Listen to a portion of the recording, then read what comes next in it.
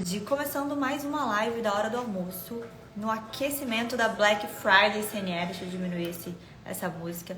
Para começar no aquecimento da Black Friday do CNE, que vai acontecer amanhã, no caso, quarta-feira, dia 27 de novembro, às 19h45, onde eu vou falar todas as ofertas para você se tornar membro CNE. E o tema de hoje, então, a gente está fazendo uma sequência de lives, essa é a terceira live. Eu fiz a primeira live falando especificamente sobre algumas cláusulas especiais no contrato social de uma sociedade limitada. A segunda eu falei sobre algumas cláusulas estratégicas no contrato de prestação de serviços. E nessa live de hoje o tema vai ser o contrato que é a carinha da nova economia que eu falo, o famoso contrato de vesting.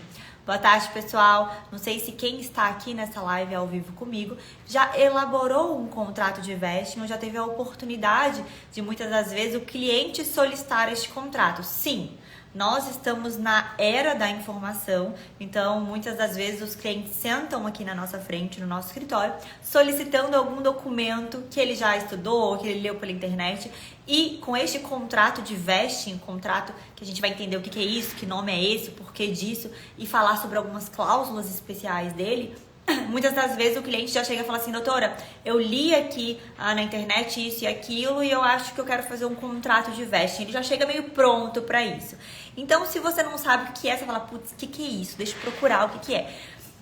Então, é um contrato que eu falo que ele é a carinha da nova economia, justamente porque nessa economia que nós estamos hoje vivenciando e vivendo, né, economia digital, tecnologia, a gestão das empresas tem que ser mais ágeis para que elas consigam mudar a rota se necessário. Justamente, por exemplo, a própria inteligência artificial está fazendo com que várias empresas mudem a rota, principalmente empresas de tecnologia, até empresas tradicionais de forma que atuam no mercado tradicional.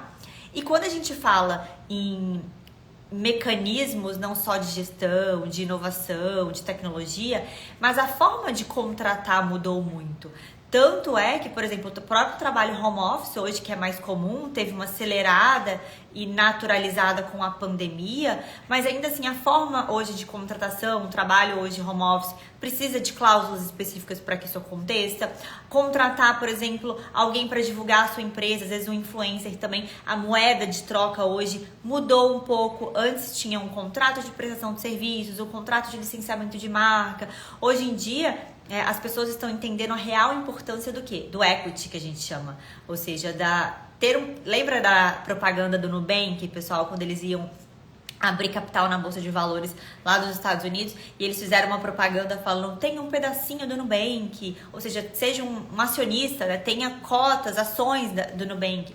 Então, quando a gente fala em empresas de forma geral dessa nova economia, empresas tradicionais e o mercado de uma forma geral, porque as pessoas estão mais informadas, elas perceberam que a moeda de troca mudou também, de certa forma. Então, hoje em dia, as pessoas querem: eu quero, em troca disso aqui, desse serviço, em troca de eu estar me esforçando nessa empresa, eu possivelmente quero participar, ser sócio, ter um pedacinho dessa empresa e me tornar sócio dela para que eu consiga, no futuro, oferir lucros justamente pelo meu empenho dentro dessa empresa. Então, quando eu falo que nessa nova economia a moeda de troca mudou, na verdade ela está mais popular, que antes algumas operações a gente fazia, alguns contratos como esse próprio de vesting, nós fazíamos para empresas maiores, com governanças mais complexas, SAs. Hoje em dia tudo está sendo mais popularizado para empresas menores, empresas tradicionais, empresas de inovação, tá? Então hoje a gente tem essa dinâmica do mercado que é muito bom para a gente enquanto empresário, para a gente enquanto parte da sociedade e principalmente enquanto advogados, contadores que trabalham com empresas, né? Porque a gente consegue operacionalizar várias vontades do nosso cliente com base na liberdade contratual, que antes a gente ficava meio engessado, né? Não que não tenha riscos tributários, jurídicos, a gente vai falar sobre isso. Então, vamos lá, eu falei do contexto da nova economia e eu vou falar hoje de um contrato que é a cara deste contexto da nova economia, que é o famoso contrato de vesting. Esse nome popular, vesting, de inglês. Vesting do inglês significa investir, tá? Basicamente, a gente importou esse nome do Vale do Silício, Califórnia, das empresas de tecnologia dos Estados Unidos, das startups, porque ficou muito popular lá. Mas a gente já tem um mecanismo contratual comumente utilizado no Brasil, mas ele ficou famoso como vesting. Basicamente, vou explicar o que é e como que a gente operacionaliza isso. Lembra que eu falei que a moeda de troca hoje em dia mudou também? Então as pessoas hoje elas entendem o valor do equity, do percentual da empresa, entendem o valor de ter um pedacinho daquela empresa.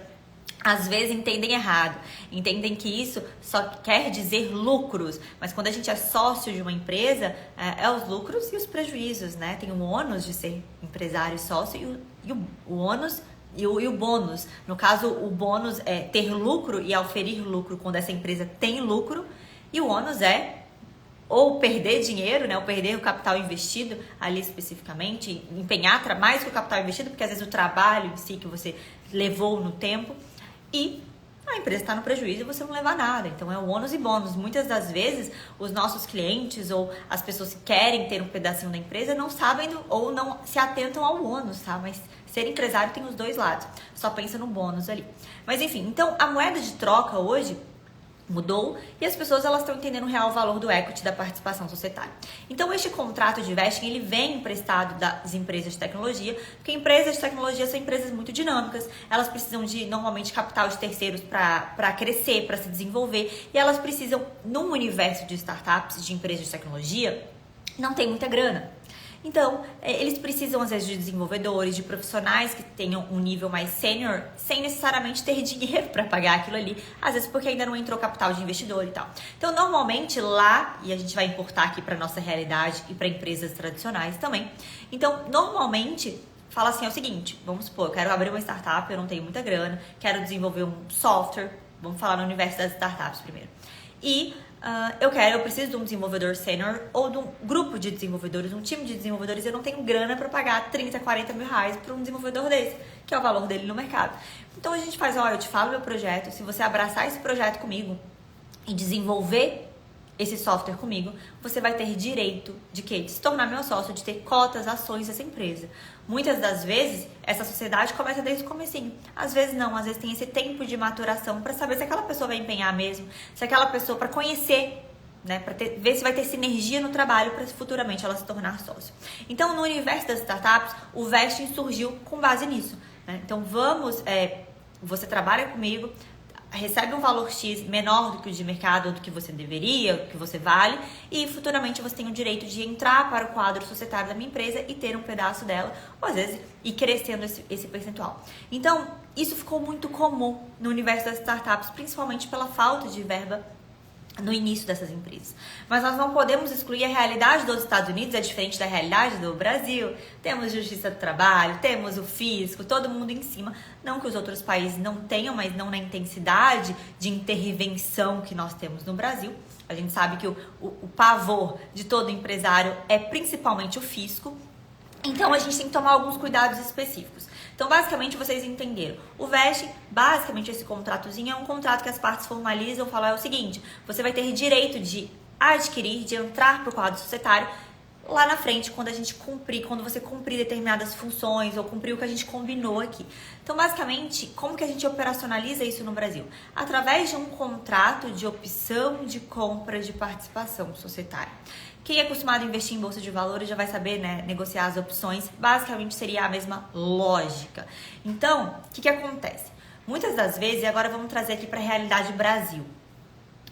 E aí ficou popular como esse contrato de vesting, porque lá é muito mais simples, né? Então, lá os contratos nos Estados Unidos são mais simples. Trazendo isso para o Brasil, nós temos o quê? Um contrato para operacionalizar, um contrato de opção de compra de participação societária, que tem previsão legal, essa opção de compra, a famosa stock option, lá na Lei de Sociedade Anônima, que a gente pode incorporar para sociedades limitadas, e hoje, depois da Lei da Liberdade Econômica, isso é muito mais fácil. E isso é muito mais seguro, até de certa forma. E o que acontece?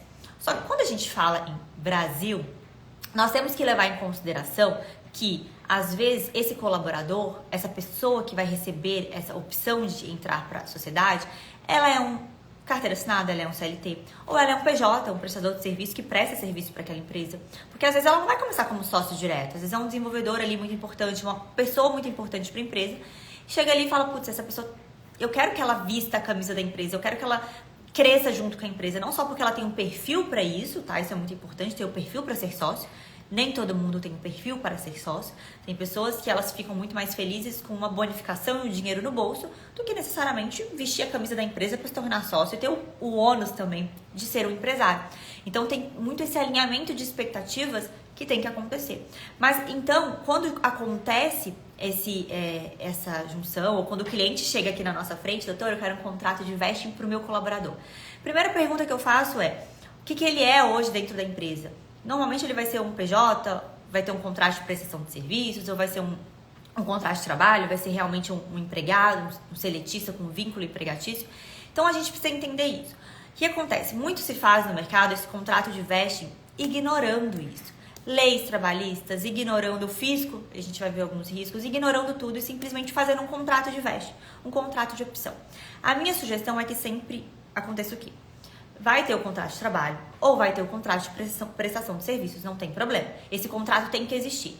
Em paralelo, existe o contrato de opção de compra. Então, as partes, enquanto ainda não sócias, elas assinam 2 contratos, ou de trabalho ou de prestação de serviços e o contrato de vesting, o contrato de opção de compra.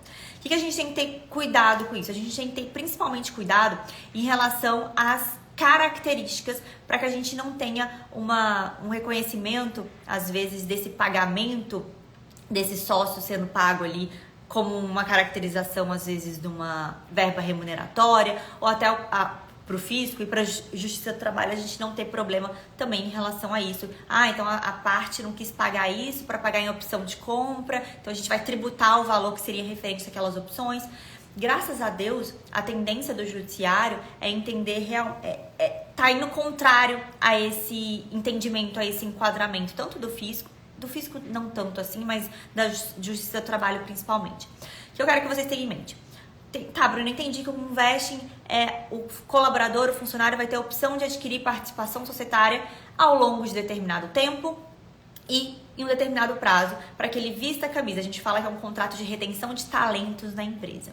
Isso é muito comum em empresas grandes, que têm programas de stock options bem estruturados, como BTG Pactual, XP, empresas de capital aberto para alguns executivos especiais. Mas a gente operacionaliza muito isso graças às startups e empresas menores. Bruna, vale só para startup? Não, empresas tradicionais também, desde que aquele colaborador tenha o perfil de se tornar sócio. Muitas vezes o cliente chega aqui no escritório falando, eu quero esse contrato porque eu li na internet e acho que isso vai incentivar o meu colaborador, a pessoa ali que está comigo há anos, que me ajuda na empresa. Só que eu falei, você já alinhou expectativas com essa pessoa? Esse é o primeiro ponto. Isso é meu papel também enquanto advogada. Como assim, doutora? Tá, você sabe se esse colaborador, esse prestador de serviço, ele quer ser sócio? Muitas das vezes o empresário acha que todo mundo quer um pedaço da empresa dele, todo mundo quer ser sócia dele, ou quer ser sócia de alguma empresa. Tem pessoas que não têm esse perfil, não adianta. Então você vai operacionalizar isso, essa bonificação, de uma outra forma. Às vezes até ali com plano de remuneração a longo prazo, bonificações, tá? Então precisa estar muito alinhado. O primeiro ponto aqui é o perfil deste beneficiário que vai receber essa opção de comprar e também se faz sentido para a gestão da empresa, se faz sentido para os sócios fundadores. Porque venhamos e convenhamos, por mais que ele possa ter um percentual menor da empresa, ele ainda vai se tornar sócio. Nós estamos falando de um vínculo como um casamento, um vínculo mais sólido. E que inclusive é mais difícil e tem mais burocracia também para ser rompido do que se nós falarmos de um contrato de trabalho, um contrato de prestação de serviços, tá? Então esse alinhamento é fundamental. Outro ponto, antes da gente entrar nas cláusulas, que nós vamos falar de cláusulas especiais. Um outro ponto que você precisa ter em consideração é que essa opção de compra, essa moeda de troca em parte de cotas, né, o trabalho ou a remuneração, ou todo esse empenho da pessoa em troca de ter o percentual dentro da empresa, a gente tem que levar 3 características para que a gente não tenha problemas com o fisco e nem com a Justiça do Trabalho. Que nós estamos falando de um contrato com caráter 100% comercial, ou seja, é uma opção, e por isso que o nome é opção, de lá na frente, cumprida determinadas metas em determinado prazo, às vezes 2, 3 anos, aquela pessoa vai ter o direito de adquirir, outro ponto importante, participação societária. O que nós temos que entender aqui? Opção. um caráter completamente opcional. Porque pode ser que daqui 2 anos a empresa do seu João, que ofereceu a opção para Bruna, esteja mal das pernas. Ou daqui 2 anos, eu, Bruna, tô com outro projeto, eu não quero entrar para aquela empresa. Eu não tenho a obrigação de entrar para aquela empresa. Eu tenho a opção. Se eu quiser, lá na frente, eu posso entrar. Então, ele tem um caráter completamente opcional. A pessoa pode não querer entrar. Isso é muito importante quando nós falamos em vínculo trabalhista, quando nós falamos em fisco principalmente. Outro ponto, onerosidade. O nome chama-se opção de compra. Se não, se fosse uma doação, a gente falaria, seria uma doação de cotas. Uma opção de doar cotas futuramente. Uma doação. E por que tem que ser compra? Porque se nós estamos falando de uma troca, uma sessão em caráter gratuito, você tem que levar em consideração que a gente poderia estar falando sim, que se for em caráter gratuito, nós primeiro podemos ter a tributação da transferência do TCMD ali, da transferência dessas cotas, e nós também podemos ter um enquadramento, às vezes, numa justiça do trabalho, como aquilo sendo uma verba remuneratória pelo fato de que foi em contraprestação àquele trabalho prestado. E não é isso que a gente quer. Então, ele tem um caráter comercial. Por que comercial? Porque ele tem um risco do negócio. A pessoa que está se tornando, tem o direito de adquirir cotas, ela tem o risco daquilo lá, porque a empresa pode falir, a empresa pode quebrar e ela pode não querer. Ela tem a opção de não querer entrar. E isso precisa ser, de certa forma, ter um valor especificamente de comprar mesmo, obviamente, que seja um valor menor de mercado para que compense e faça sentido. Senão, se eu colocar o valor das cotas no valor de mercado daquele momento, qual que vai ser a vantagem dessa pessoa que teve a opção de compra ali para determinado tempo futuro? Então, essas 3 características, onerosidade, ser opcional e ter esse caráter comercial é fundamental para que a gente consiga trazer uma segurança jurídica para essa relação do nosso cliente. Bruna, entendi que o contrato de vesting é um contrato de opção em que as partes vão negociar em determinado prazo, em determinadas condições, atingindo determinadas metas da empresa.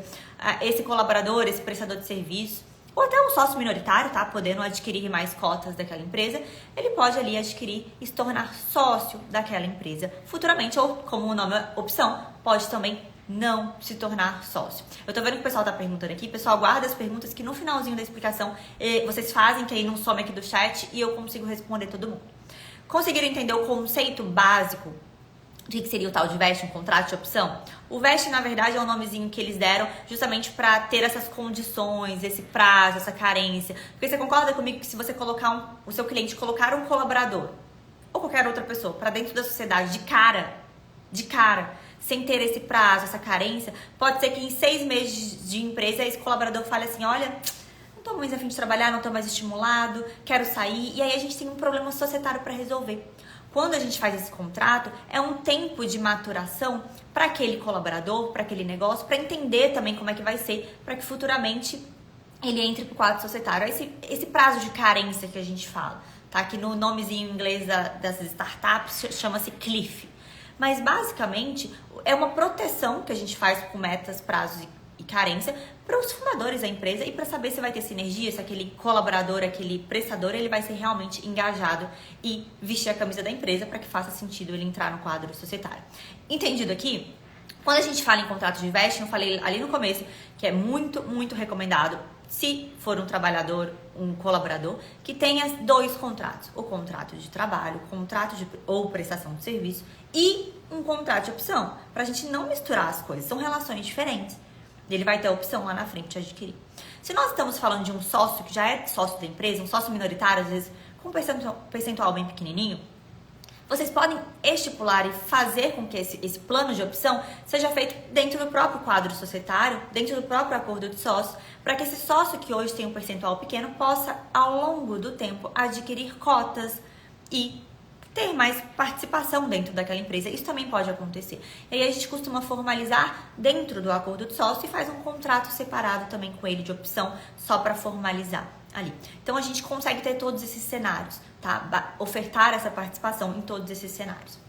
Claro que quando a gente já fala de um sócio dentro da empresa, a remuneração ali é um pouco mais vantajosa, porque a gente consegue fazer uma remuneração maior através de uma antecipação da distribuição dos lucros e a gente não tem as verbas incidentes ali dentro disso, porque até então, neste presente momento, a distribuição de lucros ainda não é tributada neste Brasil. Glória a Deus que nunca será porque é uma das únicas vantagens que nós temos no nosso regime tributário enquanto sócio aqui, tá?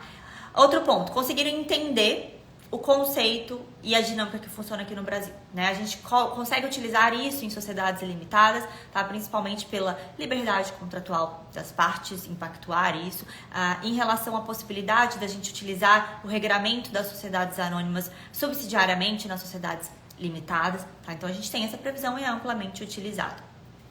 Amém. A Daniela fala, amém que não tem essa tributação, né? Os dias de única glória que nós temos na empresa. Então vamos entender um pouquinho das cláusulas desse contrato. Eu vou falar brevemente de algumas cláusulas principais e depois a gente passa por algumas cláusulas especiais. Claro que numa live a gente não consegue esgotar esse tema. Lá no meu curso Contratos da Nova Economia, a gente tem 2 aulas, uma prática sobre isso e uma teórica sobre esse assunto. Então, quando a gente fala nesse contrato, a gente tem que pensar num contrato de opção, a gente está falando de algumas questões delicadas, principalmente se esse colaborador, esse prestador ainda não é sócio. Nós estamos falando de questões comerciais, que vão ter que acontecer do ponto de vista comercial, e temos que falar de questões societárias. Porque você concorda comigo que a partir do momento que a gente coloca esse colaborador para assinar esse contrato, e se ele cumprir o que está previsto naquele contrato, ele vai ter o direito de adquirir e entrar para aquela sociedade. Ele vai ter o direito, senão ele executa aquele contrato. Tá? Então, e muita coisa pode acontecer, principalmente quando esse colaborador entrar, ele vai ser um sócio, e aí? A gente está falando de uma sociedade, de um casamento, como é que vai ser dentro? Então, a gente já tem que prever neste contrato de opção, nesse contrato de vesting, já temos que prever questões de, quando ele se tornar sócio, se ele se tornar sócio, como é que vai ser lá dentro, né, da sociedade? Ele já vai ter que saber que tipo de cota que ele vai ter. Eu não vou entrar tanto no societário aqui, mas que tipo de cota que ele vai ter, que tipo de poder que ele vai ter dentro da empresa, como que ele vai receber a remuneração depois de se tornar sócio. Então a gente tem questões mais delicadas. Mais uma vez, isso para vocês saberem que são contratos não tão simples, para vocês não cobrarem tão barato nisso aí, ou barato, porque tudo, eu falo que elaborar contratos de qualquer natureza é um processo, tá? Então a gente vai ter uma questão societária muito forte aqui dentro. E aí o que acontece? Quando a gente tiver esse contrato, questões comerciais são prazos, metas, a carência. Então, por exemplo, você assinou um contrato de opção de compra agora, só que esse contrato, a sua opção, ela só vai começar a valer daqui 6 meses. Então tem uma carência para ela valer. Porque nesses 6 meses pode ser que a parte perca o interesse no trabalho, não esteja muito engajada em relação a isso e não queira continuar aquilo, concorda comigo? Então, tem esse prazo de carência.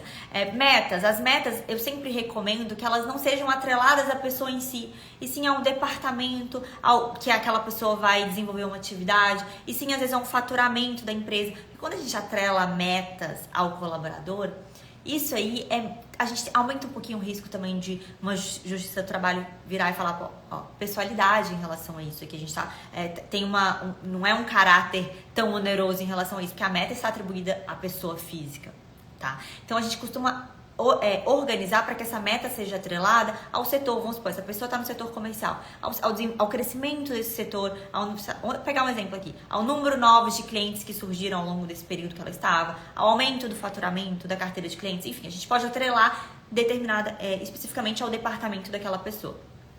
Prazo. Aqui nós temos vários prazos nesse contrato, tá? Primeiro, o prazo para que essa pessoa possa exercer essa opção, o prazo progressivo de como ela vai adquirir essas cotas, e a gente tem um prazo do contrato. Vamos só entender aqui. Então vamos supor que eu ofertei a opção de compra, segura as dúvidas que no final eu vou responder todo mundo.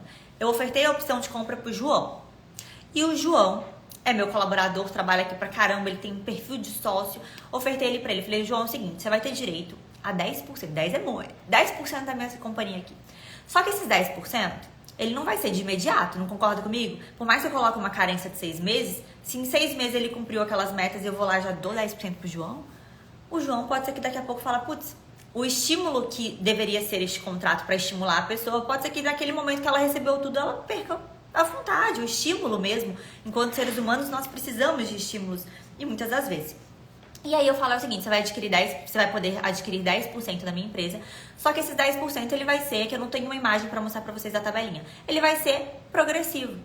Então, no primeiro ano você vai ter direito a 2%, no segundo ano mais 2%, no terceiro ano mais 2%, até você chegar em 5 anos. E aí, no final, você vai ter o direito de ter 10%. Então pode ser que no meio desse caminho, o João saia por qualquer motivo. Seja um motivo grave, um motivo de não quero mais, qualquer motivo.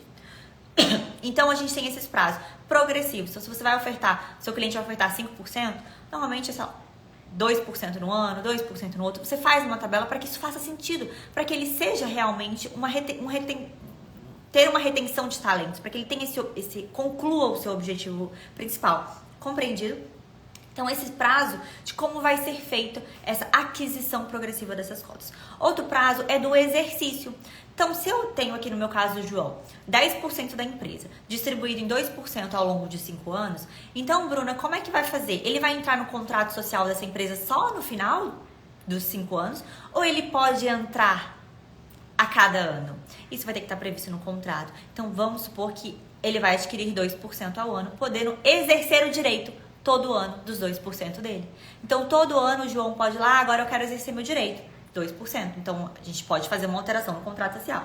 A gente costuma fazer janelas para que isso aconteça, para que a gente não tenha que ficar alterando este contrato social toda hora, né? Que a gente sabe que é uma burocracia ali e não tem o porquê disso. Mas a gente pode estipular o prazo deste exercício. Não só o prazo do exercício, mas como o prazo para ele perder o direito disso. Então vamos supor que chegou ali ao final de 5 anos, o João não exerceu nenhuma opção de compra.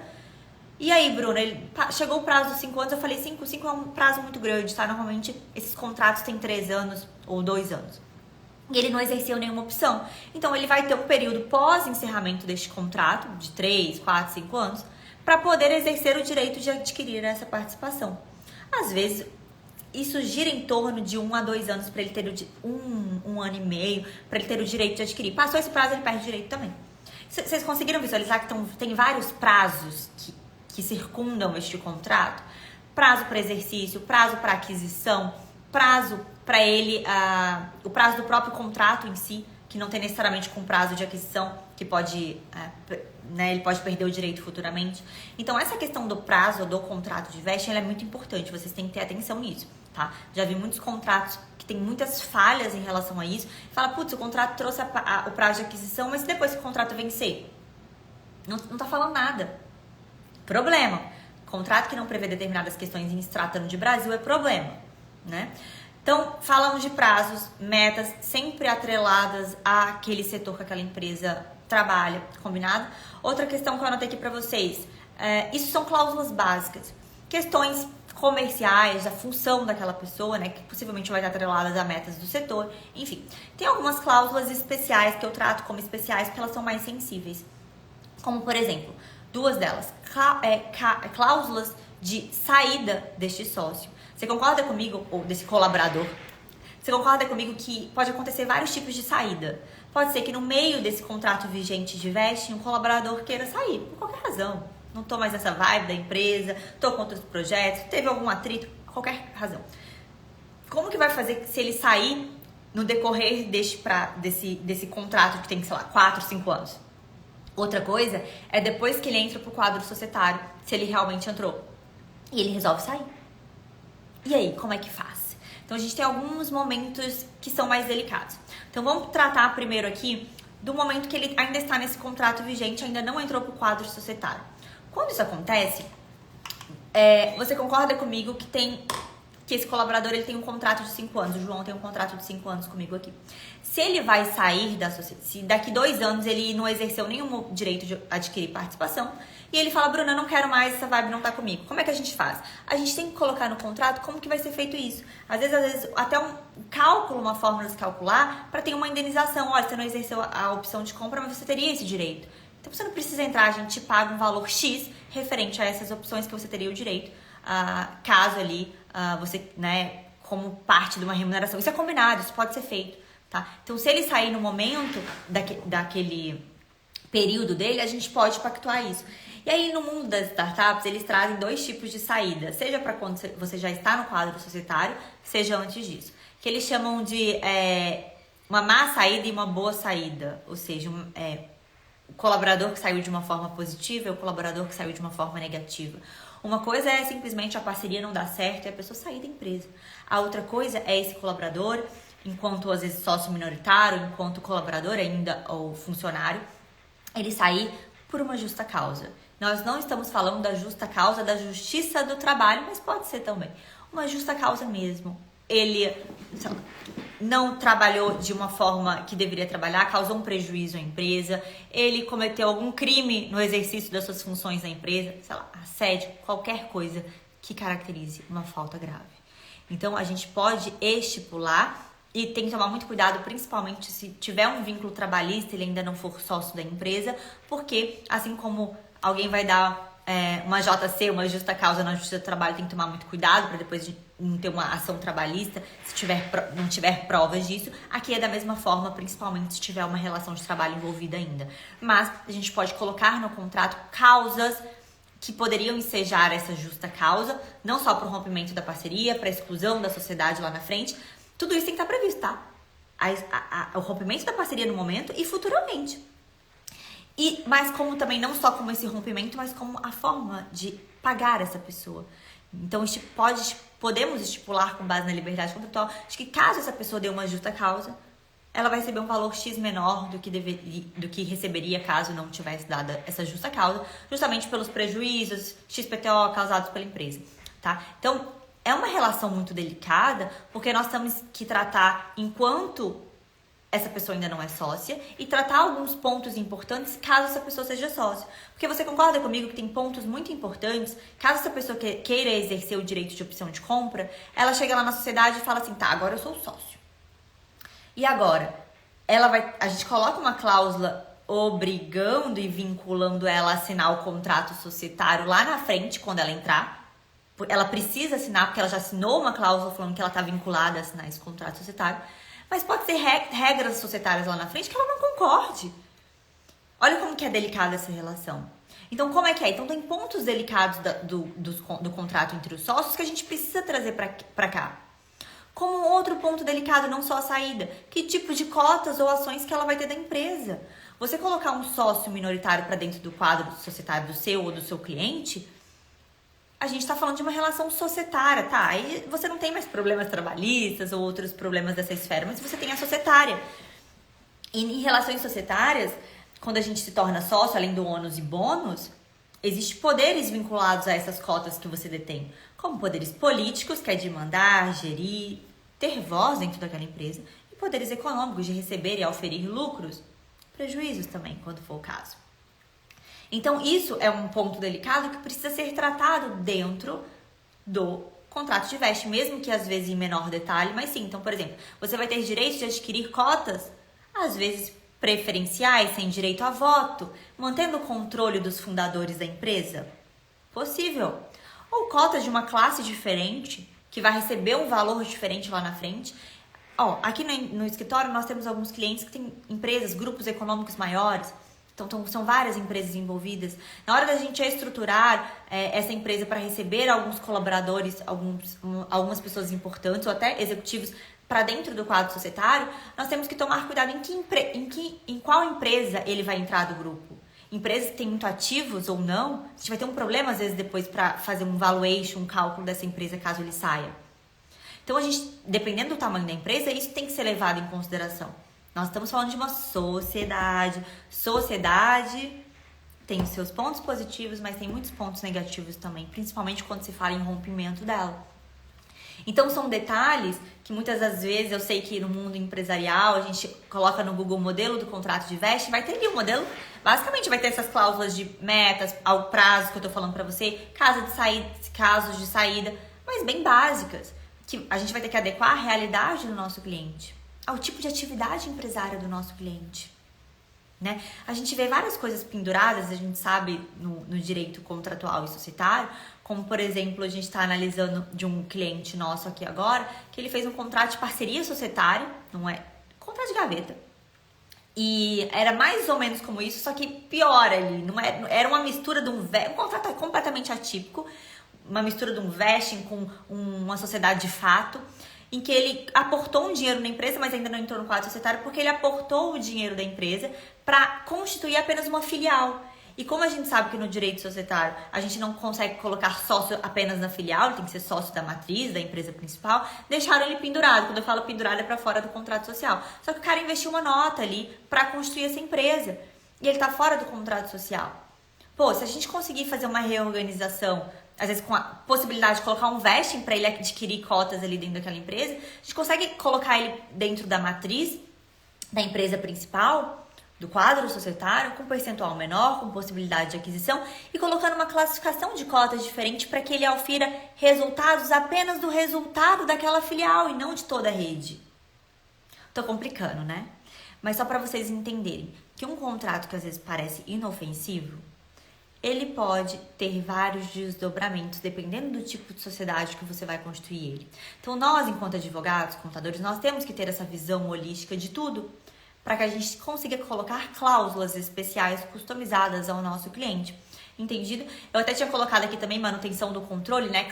Cotas preferenciais, ordinárias ou cotas de classes específicas, classes que você pode montar e estruturar, casos de saída do beneficiário. Eu acredito que esses pontos são os mais importantes.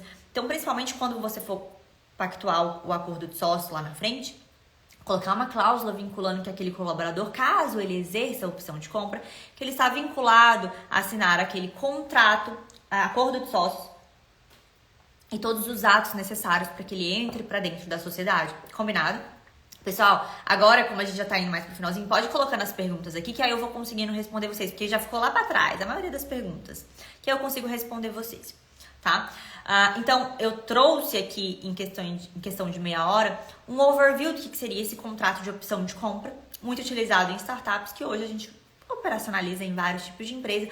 Muito importante de você orientar o seu cliente, de que às vezes o nosso cliente, ou o seu cliente, ele chega muito entusiasmado, porque ele assistiu um vídeo na internet, ficou sabendo sobre isso, mas às vezes a empresa dele não tem essa cultura de pulverizar o capital. Porque os sócios, os fundadores, eles têm que ter essa cultura de, pô, eu quero saber que eu quero mesmo e pra mim não faz tanta diferença, ou pra mim é positivo que tenha outros sócios na empresa, mas isso não é pra todo mundo, tá? Eu falo isso para as pessoas que chegam aqui empolgadas, eu falo, ó, vamos um pouquinho pra realidade, porque isso às vezes não é pra todo mundo.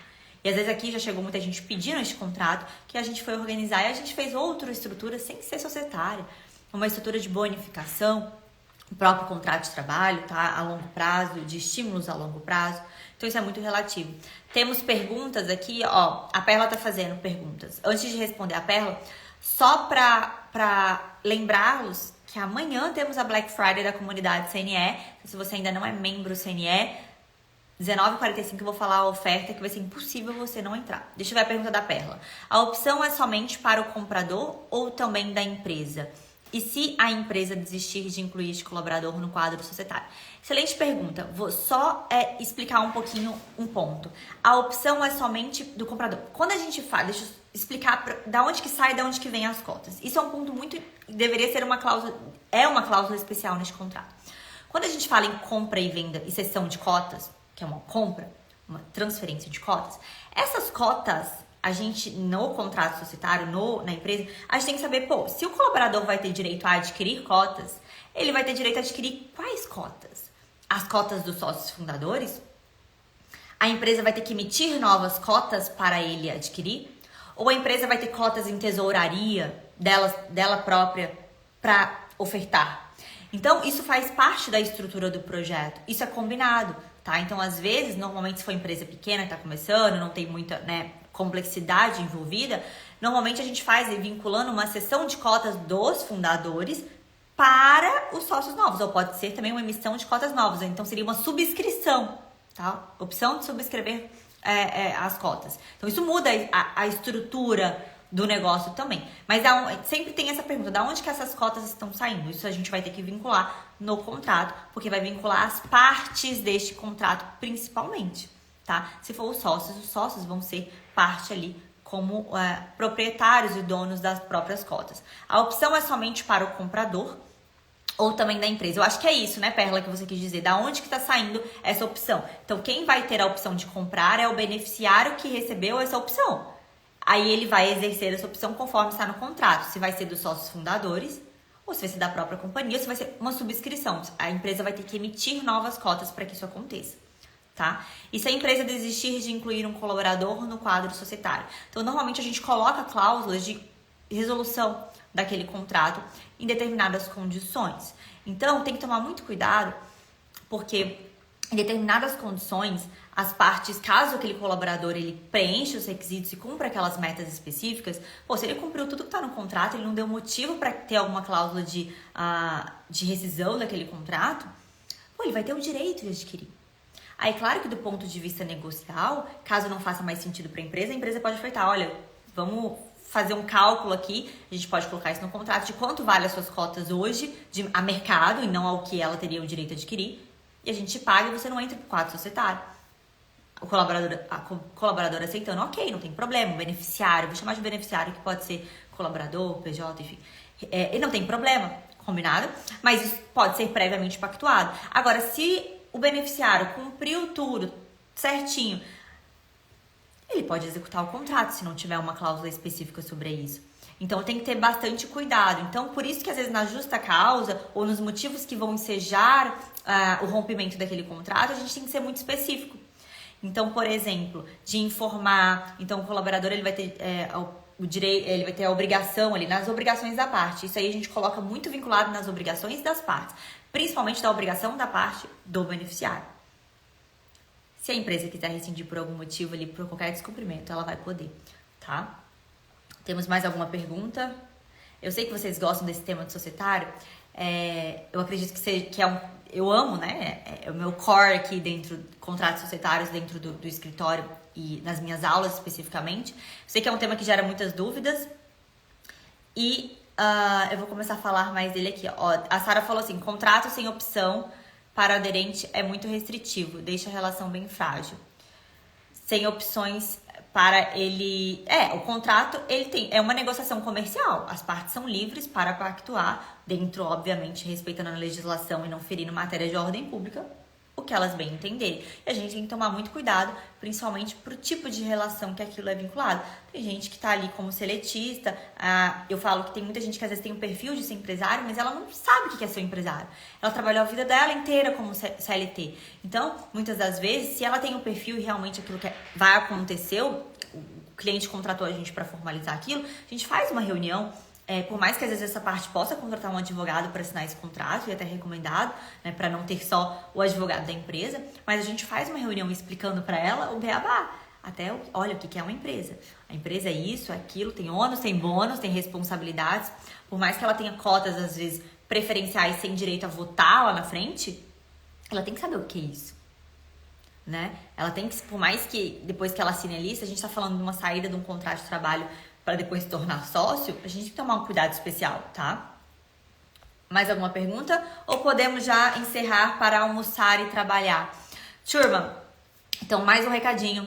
Amanhã, 19h45, a maior oferta da história para você se tornar membro para sempre do CNE. Eu sempre recebo mensagens, Bruna, quero renovar, já é o terceiro, quarto ano que eu renovo, então dessa vez a gente fez aqui a pedido não só dos alunos que já receberam a oferta deles, mas para vocês também que querem entrar, que é um curso, como toda a área do direito, que a gente precisa estar sempre atualizado, legislações mudam o tempo inteiro, tudo muda o tempo inteiro, a dinâmica do mercado da nova economia muda, inclusive semana que vem, quem já se tornar membro, nós teremos uma aula com Alan, que vai falar pra gente vai analisar um contrato, olha que interessante, um contrato de show do Gustavo Lima, pra prestação de show do Gustavo Lima, então ele vai analisar ao vivo com a gente na semana que vem, então a gente já tem essa aula ao vivo de caso concreto, e fora diversas outras áreas. Então, amanhã não teremos a live do almoço, por quê? Porque teremos a live à noite para falar a oferta do CNE. E aí, na quinta-feira, a gente volta com a live do almoço para que a gente consiga fazer sobre outros contratos. Me mandem no direct temas que vocês querem que eu aborde aqui nessa live e depois eu tô subindo todas elas lá pro YouTube também. Pessoal, bom almoço, bom descanso para vocês e amanhã, hein? Amanhã é a oferta do CNE. Vejo vocês lá.